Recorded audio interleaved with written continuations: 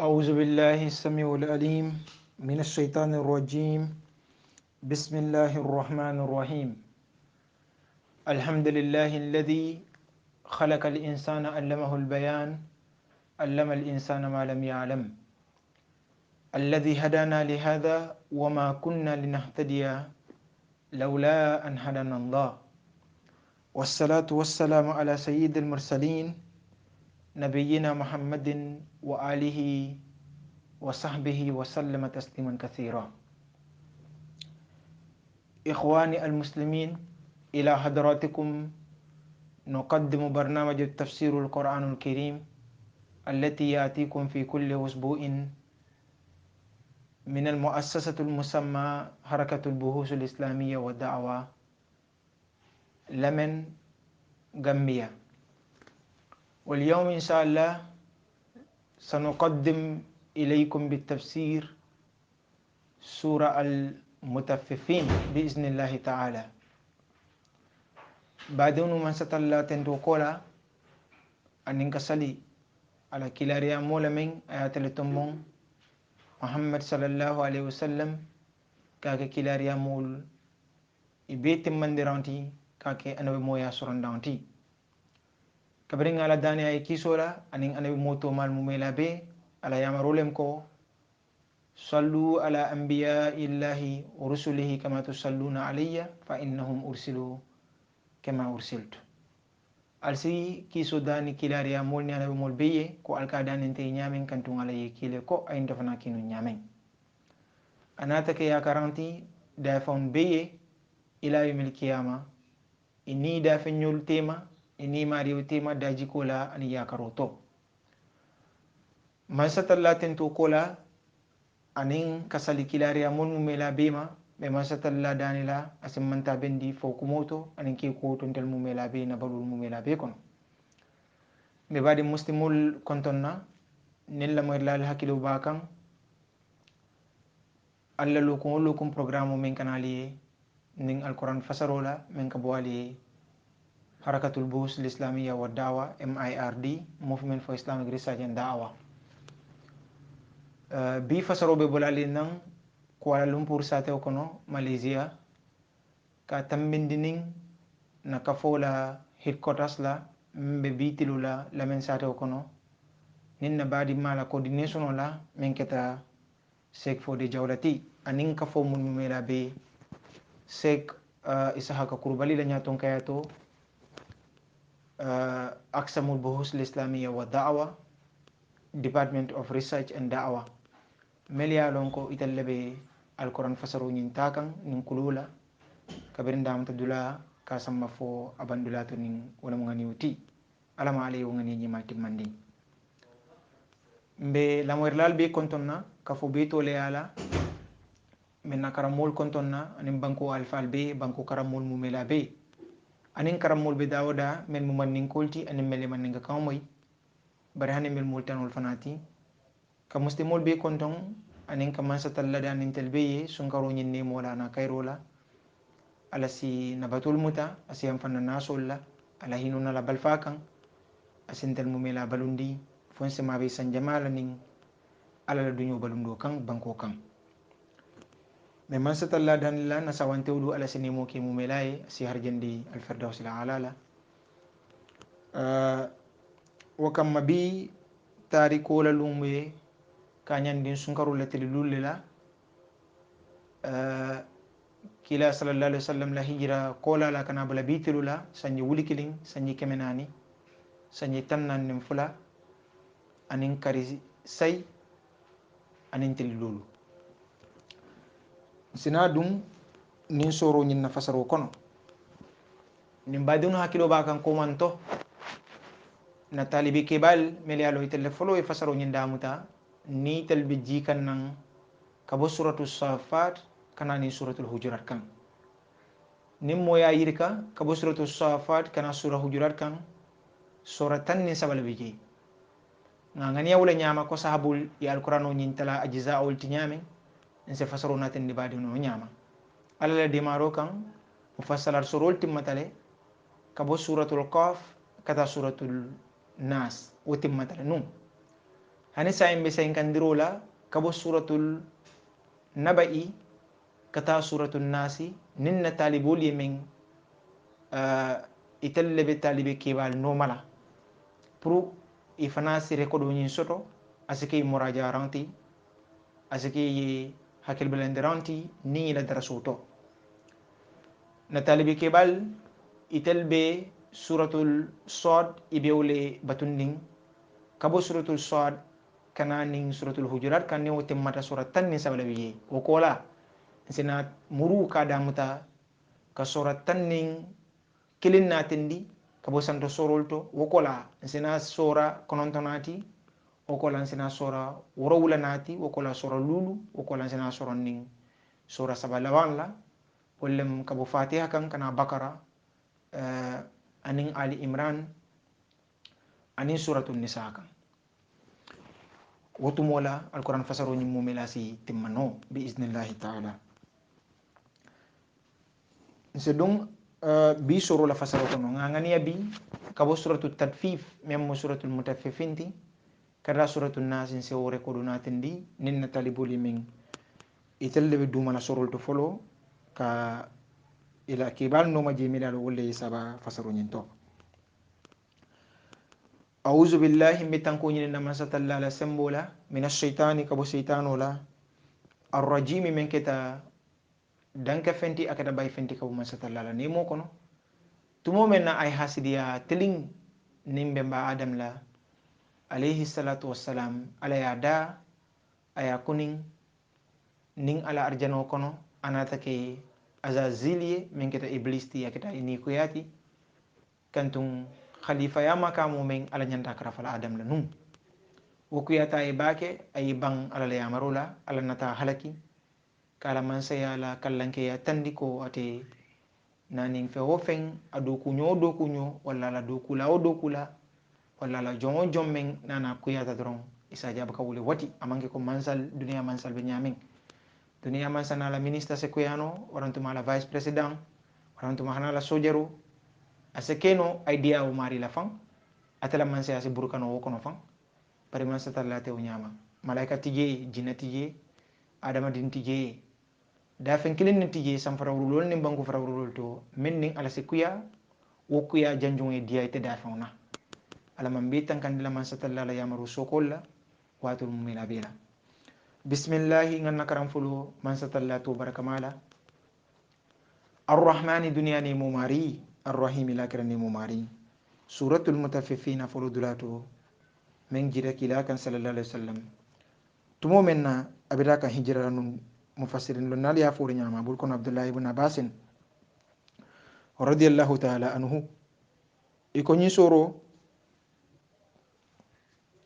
أجرك لا كان صلى الله عليه وسلم نزلت على رسول الله صلى الله عليه وسلم في مهاجرته إلى المدينة kabira bita kan num madina wutu mo lañu soro jita kan num kabo maka banko kan soro ñin diam taka diamu fir laliye ajida ka diamu konti bolo na manko to la anin kalimani amol sewondi adiam ta ka diamu arjanna manko to la anin sijinni illiyin kay romen be illiyin dun kewliye anin masibul be sijin dun kewliye man satallako waylun bononi yankan katode lil mutaffifina abe suñar laliye julaya kono iko al mutaffifin abata at tatfif le bala mosa fono al mutaffifin atamu toleti min alaya la molle men musuñar lalti julaya kono at tatfif wona take mankuto nyinti at tatfif wala keta يعني صفتوتي المتففين وكتا الموصوف صفتونين أكا موصوفونين منكتو سونيارونين ولمو تدفيفتي المتففين ولمو سونيار لانيتي وتكو كما كان من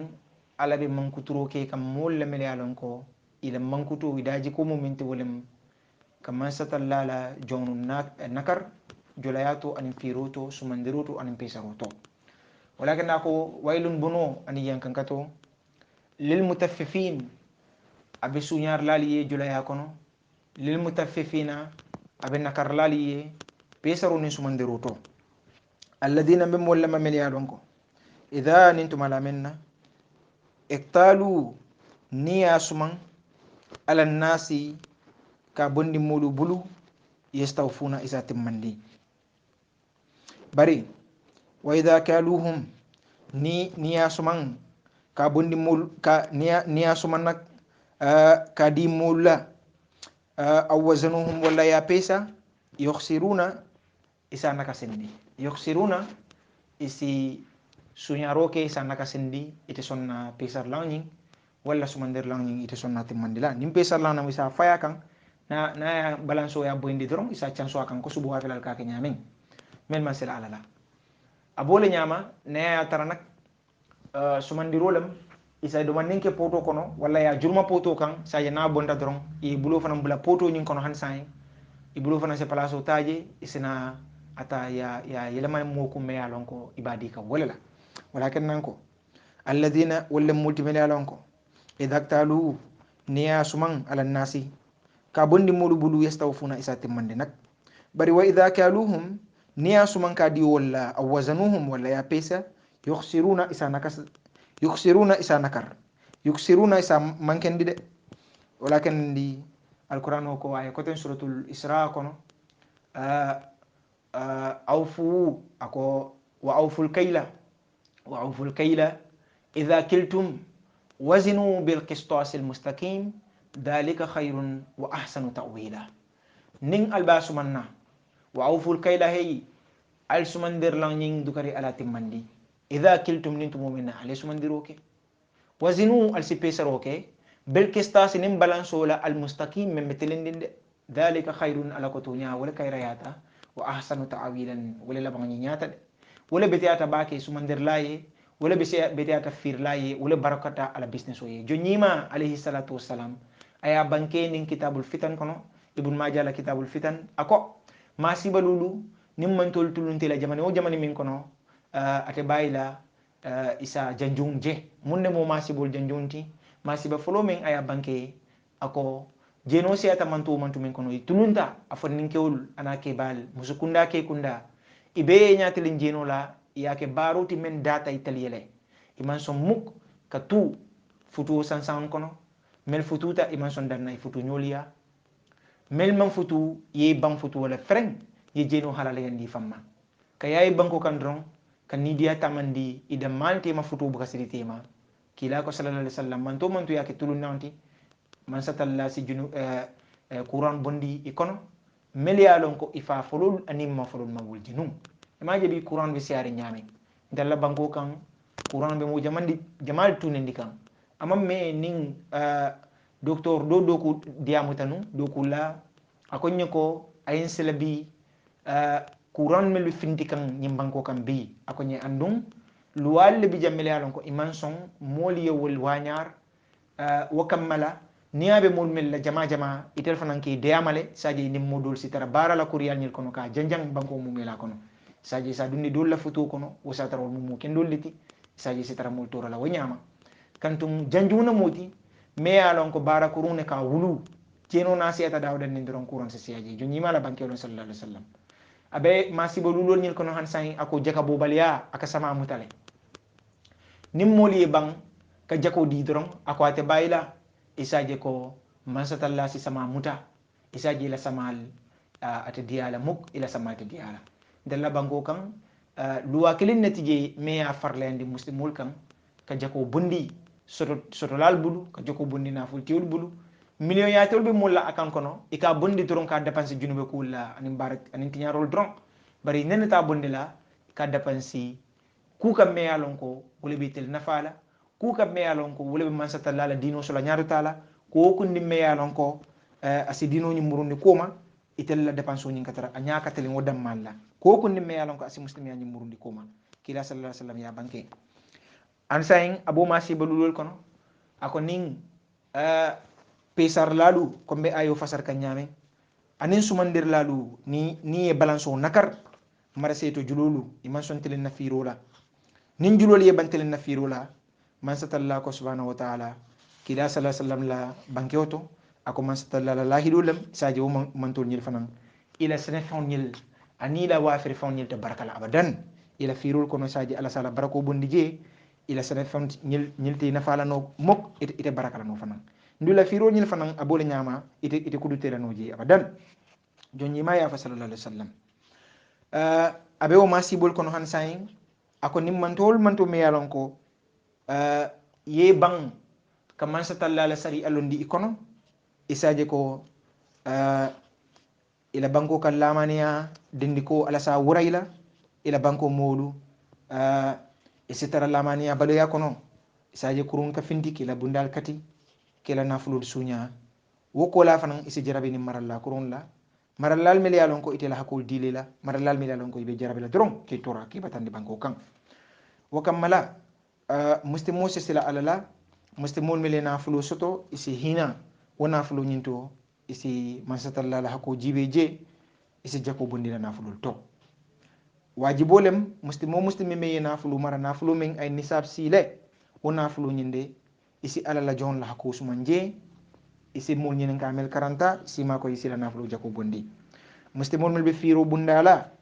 nafulu kanal fisalindi alsi sila alala alsi balanso nyin suman ko ala yal yamara la nyamin alsi sila alala alsi pesar lang nyin hako diala ko mansatalla yal yamar nyamin wole bal ma koy la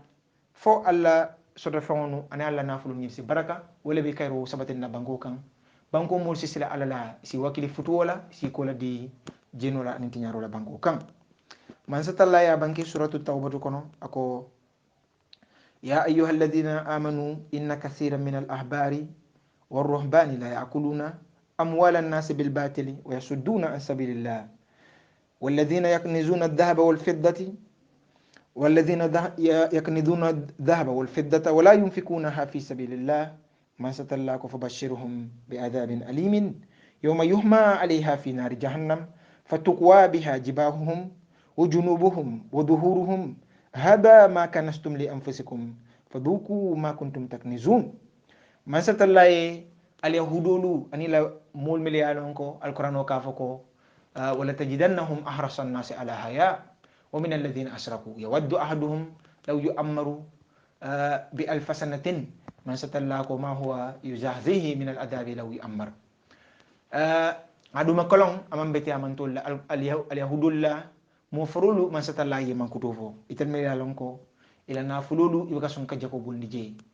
يلا كدولو إلا كدي فرول نيلا سنولتا kake fartilante anin tinyar lang banko kam drong bari buka so mukka depanse ala lasilo kam man satalla ko ikibari nin yankan kato la me yalon ko abekele yankan kato duma yankan kato ti masibo yankan kato ti lumen ibe nyadal pasela jahannama dimba kono hadis doli afafang jannin konti bo be hanike la jon tema mol me buka son jakol bala natara naful mun ko le bebuli man son ka jakaw bo isa haji wona fulos yelama kake sa balti ika mini mari nyolla ke nyadal king ani kentawnu ani sufol mumela be isaje mele alon ko di forolle be buluno ani sanoli man son ka bondi malaikol ka yilamandi ka kene kandoti ike nyadal passé ala ani ko mulu ani balajatolu abole nyama mele sajiol le mara ani nyesolu ani nyonko mulu man son ke jakol bondi wo sajiol se bina bal soto isake dafe mbalti ke junku dorom na wulta do fana sa junku na wulta do fana sa junku woto ko ala la kara fa fewnu muslimolu alsike wakillalti ke dépassé ala la silul kam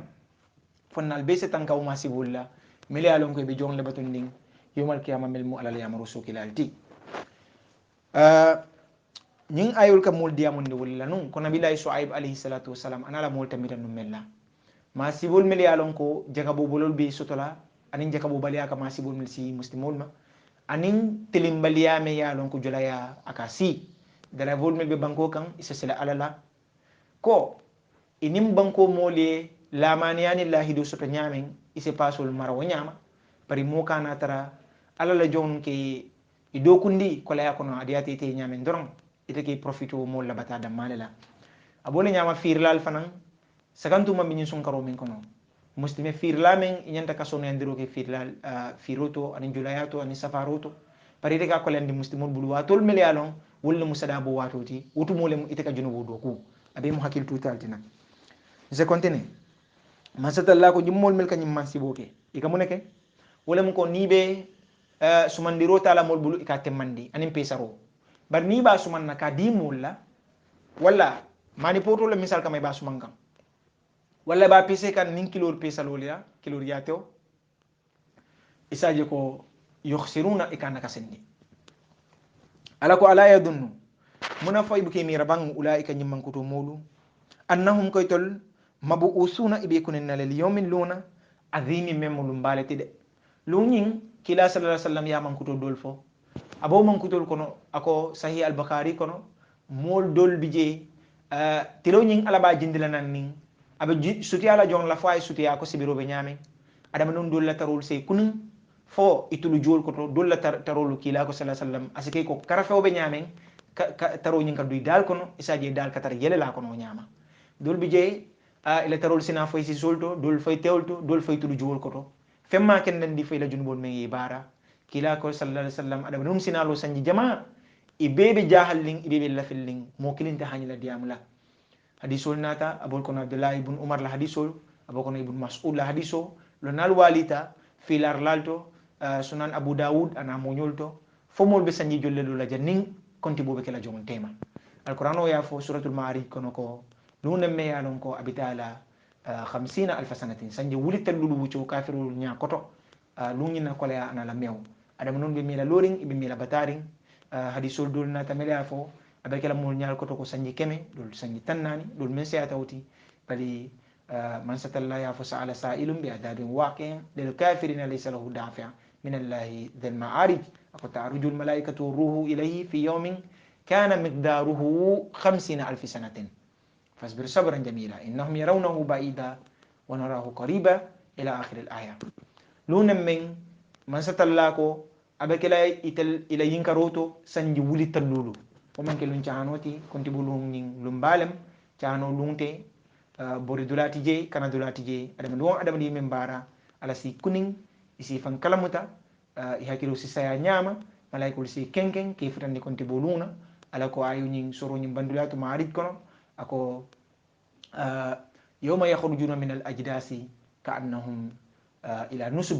يفدون خاشعة أبصارهم ترهقهم ذلة ذلك اليوم الذي كانوا يوعدون imariñol konti boluna mo frewol be fintila kaburukol kono comme nin ñisol yembero ko mandi ye kaño ka boroko ñamen kaño seyake walla nin yefla ko ke adama don ñaato walla yeño seya fenke ñaato adama don ka buri ñamen kata ullu bayndi misal kama ina fulu bake adama don ñaato banko la independence tede moto inata fo momo men folo futare je wole ba sotala mul ka buri ñamen ka hawji kaño seyake o kula mul ka hawji wol ñamen ka fere konti bola yerato ala sina momon nin jo ila barulla e men bara duniya balu kono jang to duniya ñing awco sutiyatale akana adama nun nene momo men be junube baro kan junube junube men iba kan se mira e tubo se alama ni junube balam ila junube men sawni se istighfaro si yandi alama ala intel bible ndala josne yaram kono ma satalla ko liyawmin lunam azimin min lumbati fay bu kimi rawluna bang yawma lumin yakumun nasu adama dun belula li rabbil alamina dafon be nyateluna dafon be mari nyateluna kella ma satalla ko atu nyama kafirul yamira nyamin yamira nyama atu nyama inna kitabal fujari mokurun la bar kitabo de la fi sijinin abetara sijin le kono sijin bara ibn azib la hadisoto aya foko ako tahta al ardu sabi'a abi bangu frawro le tando anata al quran ayu karanko man satalla yo le fonum ko muhammad ibn ka'ab al qurazi afana yanatin nyamin fasar laba rahmatullahi alayhim ajma'in ako man satalla ko le fala kuma kauntu suratu tin kono ko thumma radadnahu asfala safilin nin alako nga adama non danya fisandi da fon beti wokola nata jiddi jilal be duma ako musijin leti kantum ako sijin be bangu frawro la janato walakin nani man satalla abidiyam kannan sijin la iko sijin ning abada min kalimatu sijni fil lughati al arabiyya kaso kuma kan nyimbo tawleto kantum sijin be ko prison be nyamen me yalon ko bara kitabo lemmen ika adama dun mol register ke tol register faylo nyin kono me yalon ko sama sini nyanta dunna jahannama dimba kono ko kila ya sallallahu alaihi wasallam nyame ala sando seloto ako nga adam ta samprawru foloto nga tara bilari laran bakan bari ning ay bulba jibe aka sewo na mara jibe aka sunu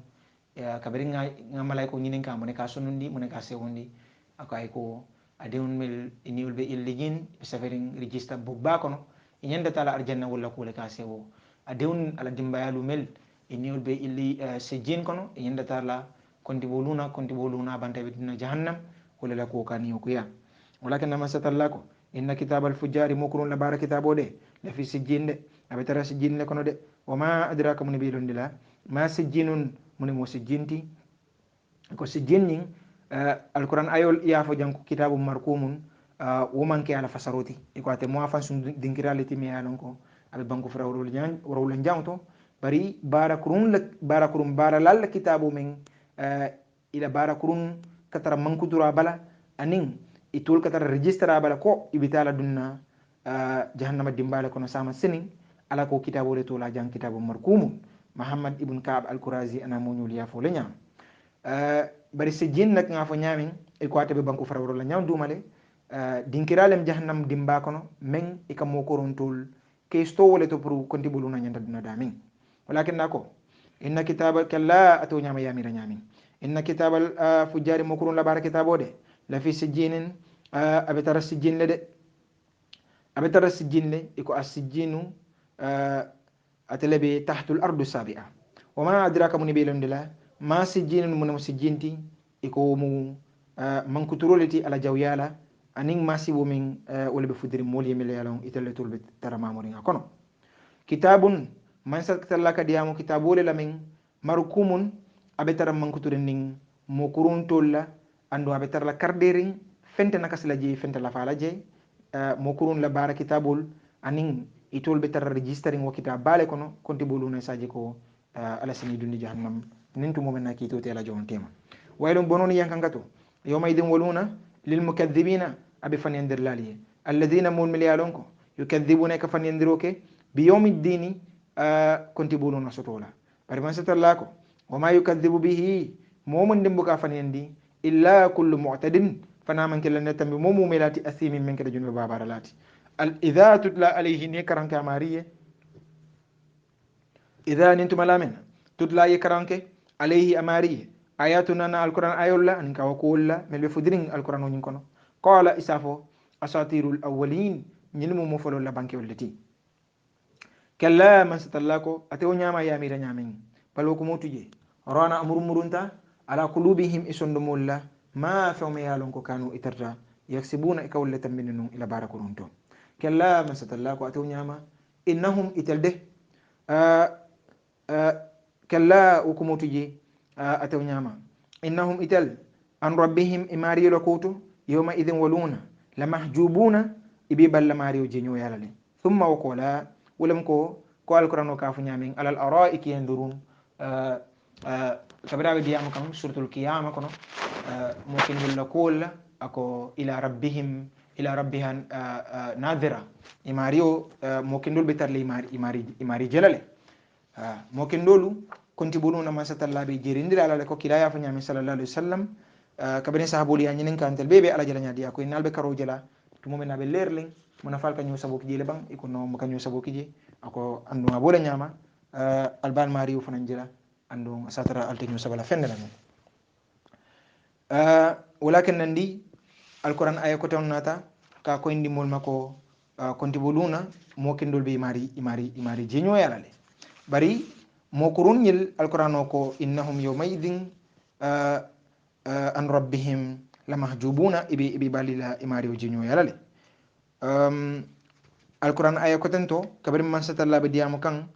mo kendol la ko walla ako wujuhun yawma idin nadiratun ila rabbiha nadira mo dol bije inya dal be tarla leer lenne ibe tarli mario felela ila rabbiha nadira bari ako wujuhun yawma idin basira tadunnu an yuf'ala biha fakira mo dol bije nak won nya dal be tara sunoni dibo anima sibole kono kantum yeñide jige ko masibo be mala lewluna walakin nandi jang ako kalla o ko mutu yata nyama innahum ital yawma idin waluna an rabbihim imarima lamahjubuna ibi balila ajoni yalale thumma waqala innahum ital la salul jahim isina dun jahim dimba kono kabiri ibali imari oji kanto mansatalla je o bunya la timin ala la jonkin dolle ba sutara konde bonuna barital ibi balila wala le o bunya be fola wala le thumma o bunya kabiri fota o kola la innahum idal la salul jahim ibe dun la jahim dimba kono thumma o kola yuqalu isafay hadha alladhi min dimba men kide nyin dimba men jide nyinum fonte me yalonko kuntum altarra bihi ala koto tukadhibuna alkafan yandide alko mansur nunde kella wokumutuji ali amira nyamen ato nyama atal balannalu bari men be kedin bi nak umu alla mirul tanon litinu kalla masatalla ko ato nyama ya mira nyamende inna kitabal abrari mokindo la barol bar kitabol de la fi alliyin o betalla illiyin le kono wama adraka mun bilundila ma illiyun munam illiyunti kitabun bara kitabolem kitabolem me yanon ko markumun abe mankuturin nin mokindol la barakendol la ani mankutol la abe karderin abe tankarin ila ko drone be saferin je saje ko kitabu nyin yashhaduhu aka sedeya al muqarrabuna malaikul mel besudiyari ala katami malaikul kaful bela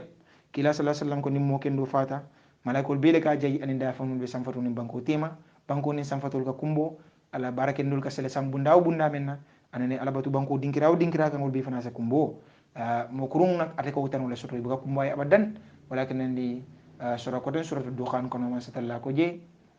kabara be diam kam fir'aun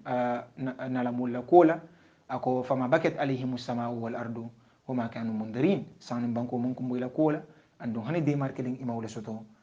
men si tankande ala len kan katola abore nyama kila ko sallallahu alaihi wasallam mo kendo nyin nani yo nyin asalata samfato nyin to sambundal besi yelayi malaika kafol sa jeyi anin sere dimal se tambi kabo samfata kilimo kilinto kada fo janibi frère samfata wala nyawnto malaikol men sutata alala katambi samfato malaikol bela wala kani o karde ka escort isaje ko ika jamun nin sukolla ika jamun nin mansayala ika sewundi nin arjanna duna kala hidu bambandaye saje ko amari se sewo ka samfato dun ke lu benyoya katambi nin momi yalon ko atata tamola amira tamola anata murala dimbayal kan isaje ko aka sewo nyamen purana lawo dimbale nyoje hani sain man satallako yasahaduhu aka sedeya al muqarrabuna melialon wolle sutata alala de melialon ko wolle sutata alala sanfado dunkel mumila be kono malaika kafolto wolle ka kitabu nyin sedeya men bara kitabu nyin ti yasahaduhu al muqarrabun malaikol ka sedeya mel sutata alala katambi man satallala katambi malaika to mal mumila be la de innal abrara masatalla ko barakendera baralalde mo kendolude la fi na'imin wol be tarani mo le kono de ala la ra'iki ibe talla sirambalu kan non ko mari sirambalu kan yanduruna ibe feleroki kan arjana ni mola akamunda ko nimmo e bunjambalu ay gadino soto ala bunjam kono abe sirim bunjam en santo fonyo di maba mi a fekan abe sirin ala sani sirambal kan anala man saya ba sa jabala gadino janjam jibe kan woka diya nyamin arjana ni mole warta wati katambe adama non amirula walakin ako alal araik ibetara non ko mari siram balukan yanduruna ibetalla felalola arjana ni molla ta'rifu isa suterike fi wujuhihim inyadalla nadratal lirola an-na'im memmun ni mole roti kanto hanin duniya balu kono janni mo be balu nyima kono abe sewo an hakil tenkon kono abe dinkirato men ila fonyo beteyatale ila alhawa beteyatala man kandi aman sumiya bake isaji jama amari bala jaru silera amari danya nying amonu nyi si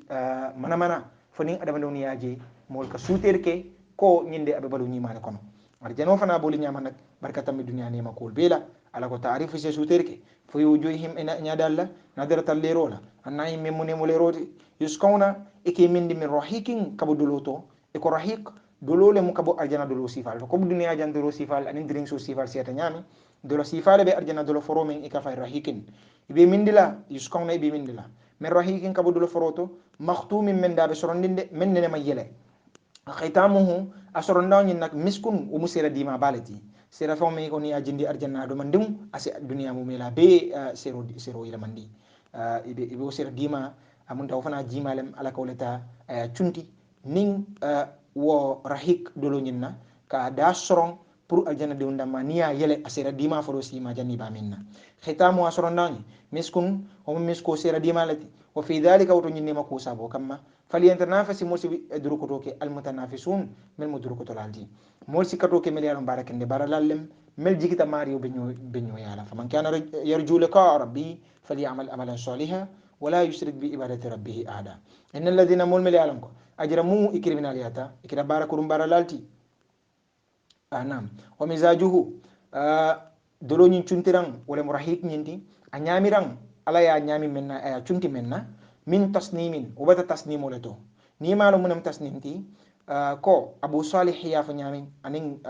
مفسرين كتونو إكو تصنيم دلا نيالتي ميالون أبو فور لمباكي أرجنا دون كي ميالا ومزاجه أنياميران أتشنتران نين رحيك دلو نين تشنتران من أرجنا دون بي مننا لا أندون أسرندا ومسكولتي ومزاجه هنسا أتشنتران نين من تصنيم وبدا تصنيم لتو منم تصنيمتي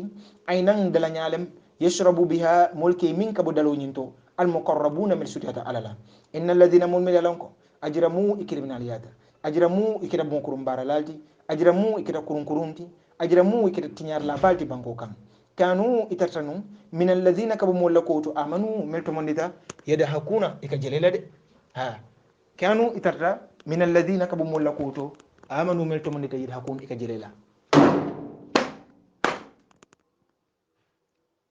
إترتنوا كبو مولكوتو ملتو مندتا إكجليلا دي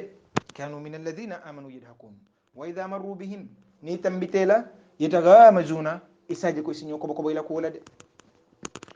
وإذا مروا بهم نيتم بتيلا يتغامزون إكانيو كبو كبو إلا كولا كي نياكاتي نيوي كانيو كبو كبو كي تشوتي إساجي كتر جليلا درون كاجيكو نيل نيل لملا نتامي مولتي نيل مو استريميسو لتي نيل مو ماركاسو لتي نيل مو سنيو لتي مول بتول سيفال بيدي لا على دينا نومال الله القرآن وين من كتب بيفهم مولي criminal folol kama wala nyamano mon mel kende ati la society kon do si tu kutul dila dron ni muso me yimira imura iba tola la kan qur'ana bare muso men ala ya yamari awruta ala muslimiya dino kan asilata alala ay ala nyinya janko mamo ko alqur'ano ya yamara ala nyamin ay naniyo kanta anin muslimol tema ay naniyo kanta anin kewlu tema ay nikab dum ay fani kulimal dum alman wo jayi alma long alba a motivate la nyaadi ay continue o bara corona alka wole tola kan qur'ana bari muso men ye wurang ala denni ko be wurang abala jato bala foka fay jarañin na sayin ndella banko men a muslimol ko itel kemo keme sidula tan kono tan lulu itel le muslimol ti itel be le lata alquran wala ani itel be le lata konti bola bari wo alquran wala yamarol itel to normal abadan ha itel la mol mel yalon ko ikuninta wala mel mu criminal te rebel bal mel yalon ko alala yamar sokilal le muyti bari musol bitelo la daji ko tinyata le tinyata fotinya banta dame en fotata wala to fay jarañin na e ka dendi ko sikandi ibata kun kan muslimi musu me yalon ka ban futu folo ka dendi ko sikandi ibata kun kan ka sipa sutun dum sipa nyaafe mal fanande ka dendi ko dum me yalon ko danaka duma dendi ko lem dorom me yalon ko futu musol ni ikema nyol tema anyanta dannan wala to bunkon bari ka wala dum bi ka janjandi banta la dorom silul kambe dul kan dorom ka kewon marasa jeno la dorom ha wo fannin kel fana man nake ala nyasala nalti ibe ala la yamaro tinya janjangan ka yamaro tinya banko kan dron ka yamaro tinya dron bari nim fannin ke wo fannin ke men nata aya ko di wonyama sabola ani wo dance dona ani wo night club tala ani wo rastafarian ani wo criminal life la dron isaji ko wo fannin ke mo extremisolati ite man ke extremisoti ite ka si ya be ke nyama saboli ite de suba salla ite de tala jamen to itede alqur'ano karanna itede nafilo kela itede wulula yamaro moyla itede muslimi alfa la yamaro moyla itede mo bunyala ite manke extremisoti bare muslimi fonninke o men ka wuli akata salwatul bayni awatul la aya kunji mi musoliye asilata alala abe alqur'ano wala karandirul no makan aba kata kan ka balu halalu ka muslimul nafa wala mo extremisoti ajarata le nyim banko muslimolu de ndalla banko muslimolu muslimol be rasulata yamaru la de bari sakandu man la nyim banko ndew ajarata amolu ikana alala yamaru ani alala nemo ajarata kana falin alqur'ano ya fantelele ko ado bato man satalla asa jawul halaki asal ke khalifol di banko kan pour don ka jibi albe mala nyaadi le bari nar ke tinyar lalti atel fanan aman koy de sa rabbukum ay yarhamakum wa in uttum udna wa ja'alna jahannama lil kafirina hasira ala ko ado bato amari sinemal made bari nin almuruta alla da jiga tinyaron kan anin alla kafiri fulol la mankutol almuruta wolle kan ka wol jaba jibon banko kan ndar fana be murula na yankan ka to ni masibo kal jarabi de almaje corona be balandi duniya kono business jamal le tinyata corona la ko wala mol be canding dol ma sayno la dimbe alkam dol bije la business ol tinyate bulu dol fote la do ko la dol bije wol niol tuta kono dol la jarra kende al kasaratal kono masiba jama keta kono nak nyimbe mu kunni rolti adam nuyi bari nin nyimman adam nu nya yele fa bi ayi hadithin ba'dahu yu'minun man satallako wa idan kalabu ni muruta itil mokurun ila ahlihim katila mulukan in kalabu ikamurikan fakihin inin sewod fakihina inin jelo fakihina inin tulun kensan ika jela jumal la mol mel yalon ko walla keta limani ya molti walla barul wolka ala nya silam tamani society kono nyami wa idha ra'awhum niyo moken dolje qalu isafoko inna haula'i nimmol mel jiten la dalluna nyillam fil bantewti wama ursilu masatallaka andu metalki alayhim wumulukan na limani amul kan hafidina pour que kaki tankar lalti meki pour kana limani amul jibe ika mune bara bari society be lori wala kan isem moja ake nyama sabalati walla ake dolominati walla ake sumbati walla ake jenelabati walla ake tinyarla junubol sifal siata le society kono junubol sifal siata le bari isem moja me yanon ka be lori wo junube bakan bari atela junubo me abe lori kan wama sula wama kala hajiti fana bara ba keskes kan doron lonna kari angay bo mu munati wala lonna kari mune mala mistake oti abole lijente la pour abe to nyine na wala society kono nyari wala talibe kari mune mala na soti nga fo na talibuli watol bela adama dum kukilin kana sila wala nak ila balu kono wala mu adama nun be mun to ku yalla nember la ka layla madama ite alo inis ala te may silanta alal kabri silata alala yalon ko kullo kono innal ladina yakhshawna rabbahum bil ghaibi lahum maghfiratun wa ajrun kabir yalon ko silanta alala kullo ko ni ala tema alay yamari men ne kabara wala kana sila adama nun be mun tole nember la ka layla ala be wasalila ko to de wallahi ala be wasalila ko to ala be kito te la dunya jang kene batu mol be bajara adama do adama dinna muti ida silata ala lale bari molle ka tawdron ka tol nember pour ka tabi ka layla damma e kamone sala o kane to rafenna mo kurun be wala nyama itel buke jikol jibe itel la kuriyal e sem moje na tara karanala hanna tara aye parele dron e bari bi sego ye parele